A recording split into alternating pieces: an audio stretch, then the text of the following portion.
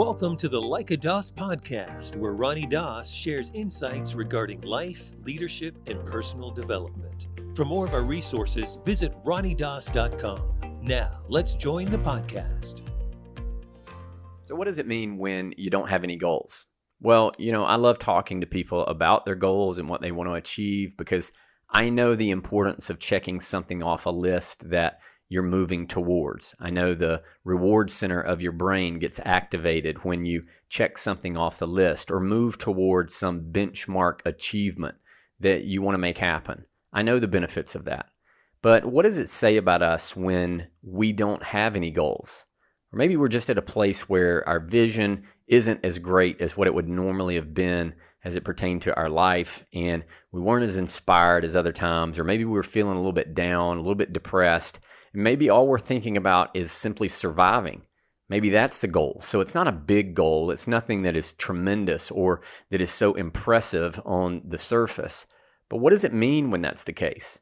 Well, this morning I did a Facebook Live for about 20 minutes, and I just talked about how if you don't have any goals, that's okay.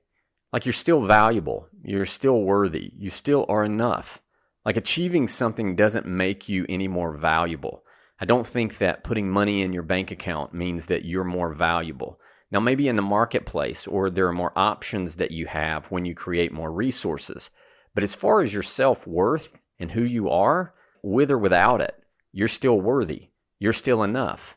And I think that knowing that can put us at a place where we're more neutral versus feeling like we always have to perform and get something done so that we can impress someone or let other people know that we are valuable and we do bring something to the planet.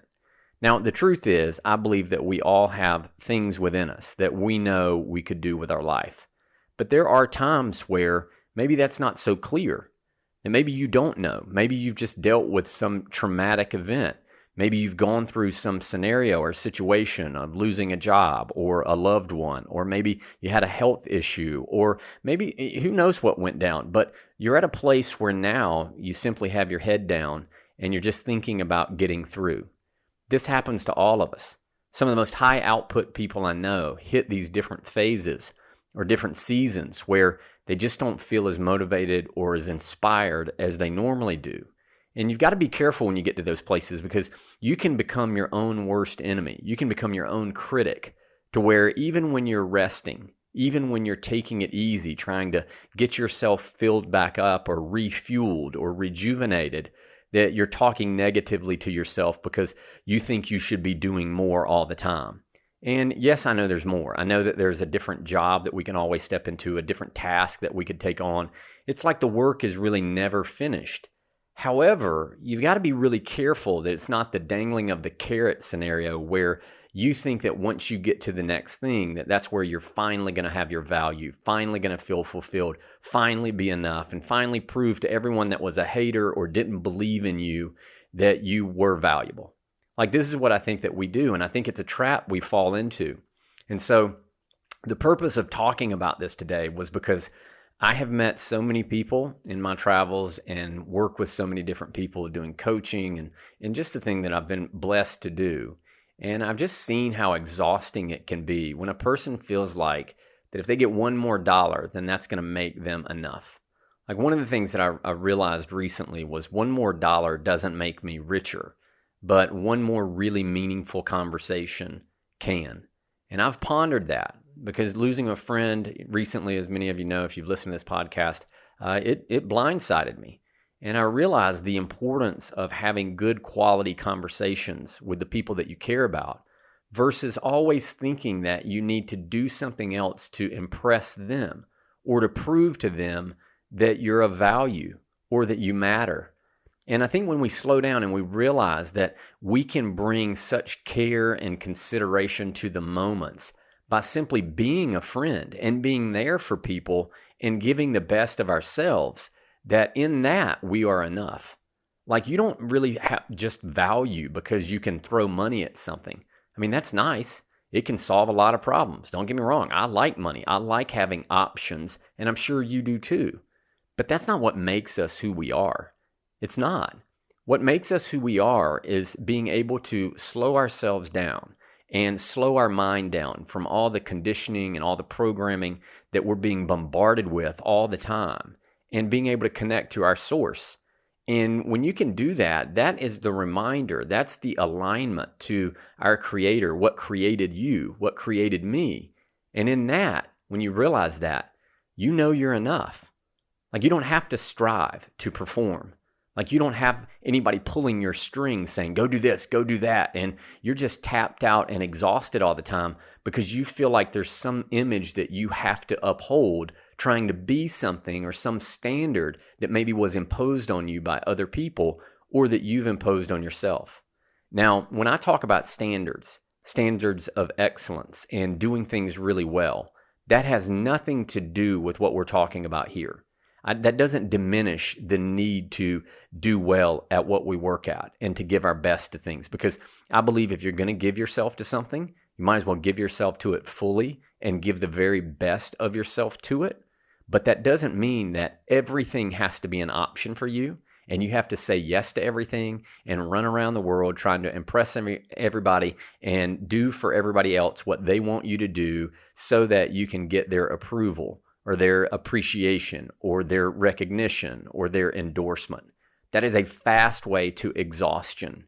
And don't get me wrong, hard work is amazing. You lay your head on the pillow at night knowing you've worked hard. I don't know that there's anything that's a better feeling than that. However, when you're busy just trying to uphold something and be busy doing the routine, monotonous things that other people might demand of you, that can deplete any of your energy at all, and you wind up feeling empty. And so many people feel that way. And they're chasing after something that they may never, ever find. You know, it's like exceptional is expectional. I heard that years ago. And exceptional is expectional. So once you've done something exceptional, we think that everybody expects that of us all the time. And whether they do or not, I don't know. But if they do, and we conform to their want or need of us to be that all the time, then we develop something called performance anxiety, which is where you're anxious and you're striving because you're afraid of what happens if you aren't exceptional and you don't knock it out of the park every time. You know, what a great pressure to carry. What an arduous task of moving past this need to be so exceptional all the time for people, when in fact, you may have forgotten that you're a human being. Like, yes, maybe you have a title, a CEO, business owner, employer. Maybe you're a team player. Maybe you're a doctor. Maybe whatever it is that you do, your kids look up to you as the parent, and that's it. But don't forget that you are a human being also.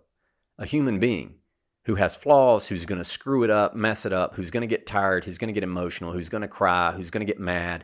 This is normal. This is what makes us human. Don't forget that that's who you are. Regardless of what other people want to put on you, don't forget that you're a human being and that you deserve love, you deserve compassion, you deserve empathy, and if nobody else wants to give it to you, you must give it to yourself. You must be kind enough to you. Would you treat a friend the way you treat yourself? Would you run a friend down the way that you run you down? Would you feed to a friend the food that you're eating? Would you do that? If you knew it was someone that you cared about, would you do anything to harm them? Probably not.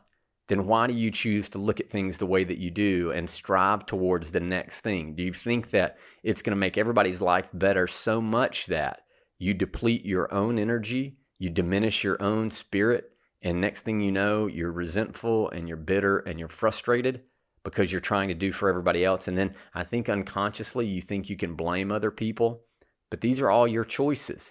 This is where you're at. This is your state of being. This is the decision that you've chosen to make for you. And I hope that hearing this today, you'll decide to be at choice in the moment and ask yourself if the way you're doing things is serving you to feel really good about you, to be more empowered, to be more excited about your life, anticipating what could be. Or are you just caught in a prediction that it's going to be hard, it's going to be difficult all the time, and that you've got to keep striving, keep performing, keep digging to the point that you just don't have anything left for you? You know, one of the things that I warn people that I coach against is don't go to your office giving the best of yourself to your clients and then come home and have nothing left for your family or have nothing left for you. That's a big thing to recognize. And I believe that all of us are worth knowing that we are enough, that we were born enough, that you are enough. You have what it takes to be amazing, that you are amazing. And whether you knock it out of the park every time or you get up there and you strike out every time, at least you got up and you gave it the effort, right? When you come from the place of, I'm going to give the best effort I can, not because I have to, not because I'm obligated, but yet because I choose to, then you're free. Then you're empowered. You're not carrying the burden and the weight of that expectation of everybody else that you be exceptional. You just know you're already exceptional, not entitled, but exceptional, and that you can give your best in any scenario so that you feel good, so that you perform well, and so that other people get to experience a better version of you.